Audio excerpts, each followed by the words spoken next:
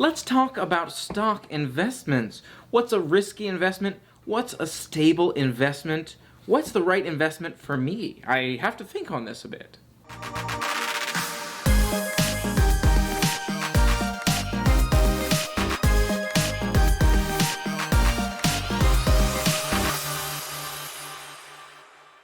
What's going on, everyone? Dave K here today to talk a little bit about stocks, some of my stock market picks when it comes to some more stable stocks. Now, let me give you a little bit of background. The reason I'm asking the question, what are some more stable stocks, is I want to start building my portfolio, my stock portfolio, more in a way that I've got stocks that I'm comfortable and feel good about holding a very long period of time. Now, I'm no stock professional. I'm not a financial advisor, don't have a degree in finance or anything along those lines. So don't take this as advice or anything along those lines. Just one man's opinions on the stocks that he's thinking more about investing in. And by the way, in case you're wondering, yes, I do miss my hair. I cut it a little bit short this time around, but what are you going to do? You know, it does the job. What do you think? So what stocks am I buying for stability? And in this current situation, I've been thinking about, and I had a lot of interest in, some of these stocks that were a little bit riskier. You may have seen my previous video on some of the riskiest purchases I've made, and I feel like some of the cruise lines, and I'll tell you specifically, a Royal being one of those, is kind of one of the riskier purchases that I feel like I've made, and I'm really hopeful that these cruise lines come back strong and come back kicking.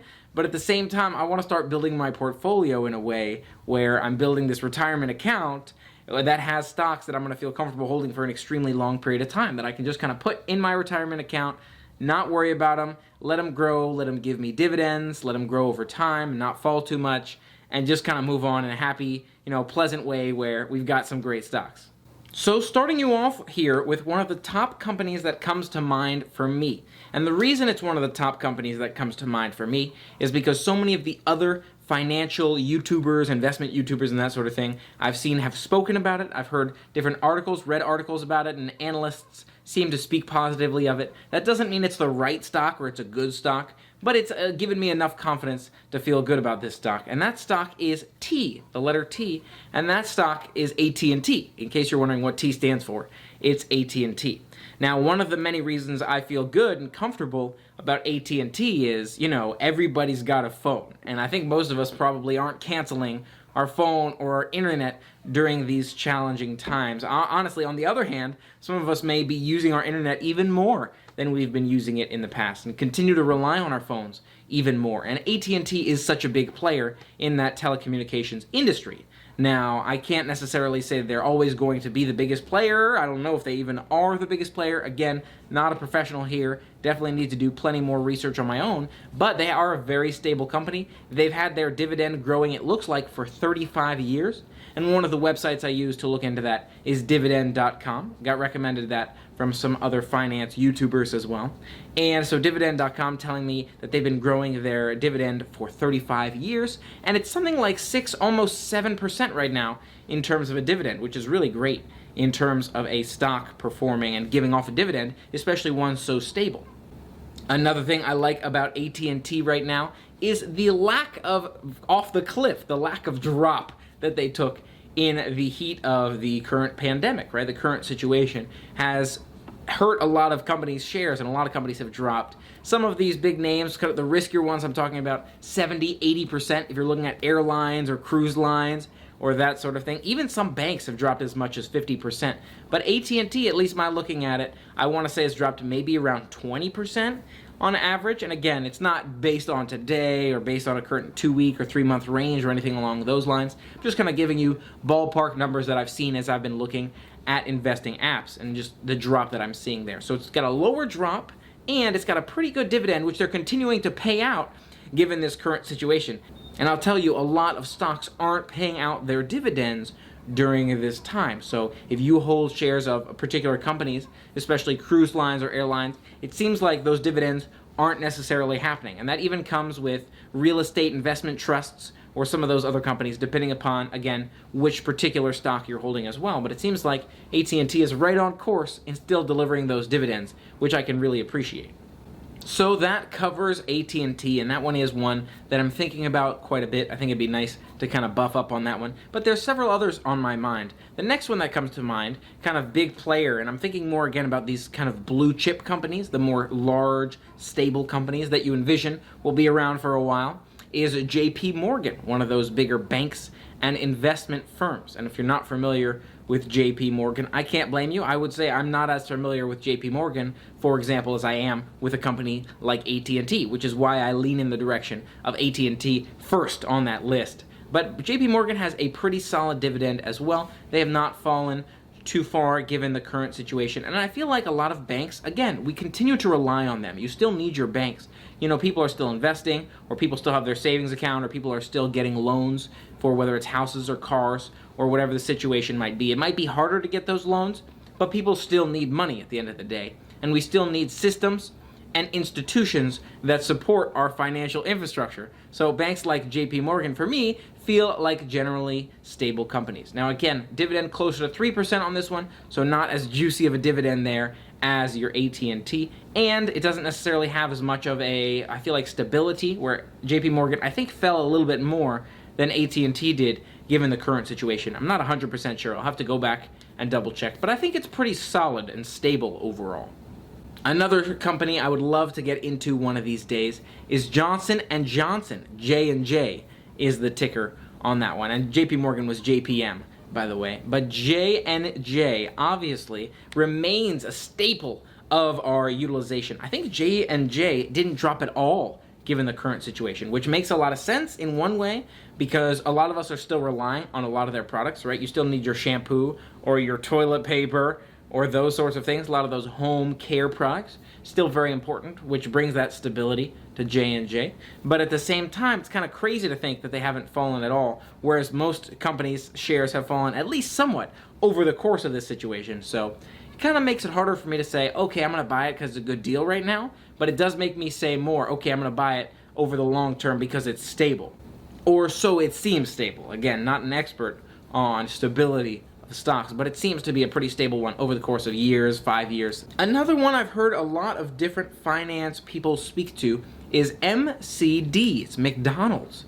And there's a couple of different fast food companies, just food companies in general, that seem to be doing not only stable, but also well, given the current situation. So it's nice to see, again, there are some of these larger blue chip names in the food industry and producing food, which still do really well. Now, I don't know in terms of McDonald's as much. I feel like I have a harder time getting behind McDonald's as a company to own in terms of shares, because I feel like there's kind of an easier opportunity to kind of penetrate that market there, right? If somebody else comes around with a burger that's kind of easier to access for people, they enjoy the flavor more, I feel like there's a lot of competition in that space, whereas JP Morgan's been around quite a while, a little bit harder to compete with. AT&T, from my understanding, at least when I used their internet, had a great service. And I'm not saying McDonald's is bad. I haven't had McDonald's in a long time, to be fair. But I'm saying that I think it's a little bit easier to penetrate that market share. That being said, McDonald's is all over the place, so there's something to be said for that as well. Another company that comes to mind for me is KO, Coca-Cola. Now, I will tell you, I'm not for buying shares of companies that I'm kind of against what they do or kind of against their principles. That's just, I'm not into it. I'm not about it. Even companies I don't really love in terms of customer service and that kind of thing. So that's why I'm hesitating with a lot of these airlines. I'll buy cruise lines, but the airlines, in terms of customer service, had some challenges there. So I'm kind of holding off on a lot of those. But Coca-Cola doesn't create anything that I'm against. I was just kind of thought of it when I said Coca-Cola. For example, tobacco companies. I don't see myself ever buying any shares of tobacco companies. Again, I'm just kind of against the products as a whole, so I'm not going to own any shares of those companies. But Coca-Cola does own a variety of products. Now, I don't drink soda, which is what makes me say I'm not against, again, what they do. I'm not against soda, but I don't drink soda, which kind of makes it seem separate from me.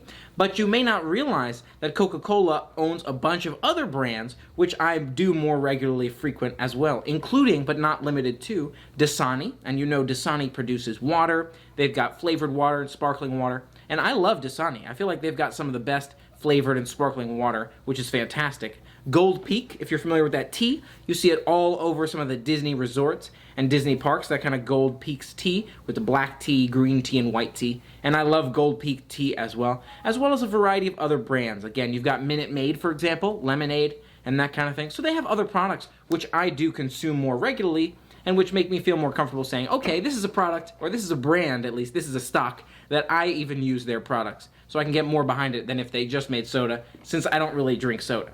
And again, given the current climate, Coca-Cola has not fallen too much compared to some of these other companies, so it makes you think it's a little bit more of a stable company and kind of a big player in the market. They do have competition, I'm sure, for example, PepsiCo, but Coca-Cola has a lot of those names again. I can get behind, they're stable, kind of a long holding over the market, and plenty of people, including Warren Buffett at one point, have recommended Coca-Cola, so I feel like, yeah, I could see why that'd be a nice stable one for me to get into. Another company which I have some interest in with a nice, juicy, seemed like 5% dividend, last time I checked, is IBM, and their ticker is IBM. And in case you're asking yourself, Dave, what is IBM? I've never heard of them. What do they do? Well, it depends. I feel like a lot of the time it's probably going to depend how old you are. But IBM is business machines. What are they? I think they stand for International Business Machines. Let me look it up. Yes, I was right on the money. International Business Machines. And again, you may not know what that means. They do computers. They do computers. You're trying to figure it out. They do computers. So IBM is a name, a manufacturer of computers, kind of like your Dell or your other brands, HP or that sort of thing. IBM has been manufacturing computers really long time. I feel like, again, the older you are on the spectrum, the more you've heard the name IBM, because, again, as far as I'm aware, they were making some of those first computers to go with kind of that Windows software. This was probably before Windows, quite honestly, but some of those original machines. And they do have good, solid computers. Not to mention, again, they've been on the market so long, one of the first original players in the technology space, and they don't necessarily own too much of the market share, but I think they're pretty comfortable in terms of the machines that they're making. And their stocks haven't fallen too much given the current climate, and their dividend, again, seems very reasonable. Now, a lot of you watching may say, what if I want to buy some companies I can really get behind? And if you've been watching my channel for a while, something tells me you might like Disney. You just might be a fan. I'm not 100% sure, but chances are good. Disney is another one of those stocks that I see as kind of the old, stable, reliable, safe stock to be able to kind of get into. Again, personal preference, not an expert here. I'm not a subject matter expert or a financial professional. Everyone makes their own decisions. This is just my personal thoughts. But I think Disney is one of those kind of old, reliable stocks that you can get into and feel like there's a lot of potential for it to continue to stay strong. It has fallen a little bit, again, given the current climate, but not too much. Again, not comparatively to some of those cruise lines, some of those airlines, some of the banks even that I've seen out there. I feel like this is one of those more reliable, more steady stocks. Now, their dividend isn't quite as good as a lot of the other companies that I've mentioned here today, but I think, again, a lot of people can get behind Disney because they're driven by the company, the mission, the stories, and the concepts that Disney brings to life for all of us. Now, whenever I'm talking to those early in their investing process, they're looking for recommendations in terms of how to get started in the stock market. Again, I always disclaim that I'm not a financial professional, but I generally suggest looking at index funds or funds that kind of follow the stock market. So there's, for example, S&P 500 index funds, and one of those stocks that I think is a pretty common one, at least for me, is SPY. Again, it's a spider S&P 500. I think this one's an ETF. And I'm not 100% sure in terms of the ETF versus the index funds. I know there's additional fees with some of those ETFs, but I have to find the right shares of the right companies. So if you have any other suggestions on that one, but I do generally suggest index funds or ETFs that follow the market, especially if you're just looking for the majority of your portfolio or the majority of way to get started. And if you're instead using, for example, Vanguard, you might look at VOO or VTI. Some of those stocks are more common, following some of those index funds like the S&P 500.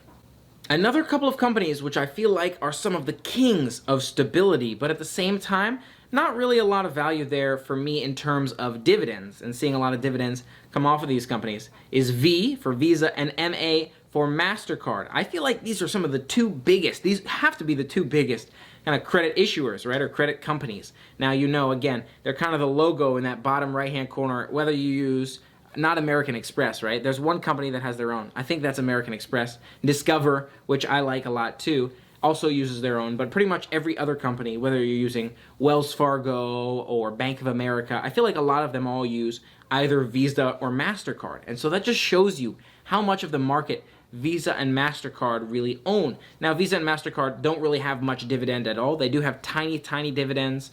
Again, not fantastic by any means, less than 1%, I think, for both of them. But they do seem like fairly stable stocks to me over time. So I'm not sure if I'm going to end up going for some of those or if I'm just going to kind of keep them in the back of my mind. But I do see them as kind of some of those tanks within the market, some of those more stable ones that can make it through those downturns like the current climate.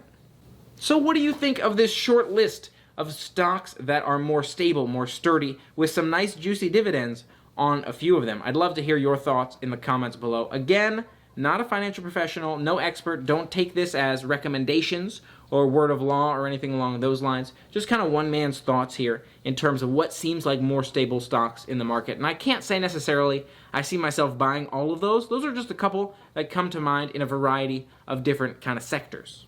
Thanks so much for being a part of the fun with me today. If you haven't already, consider hitting that subscribe button and ringing the bell to stay informed of future adventures. And until next time, play on. Another company that I have some interest in, which I haven't gotten in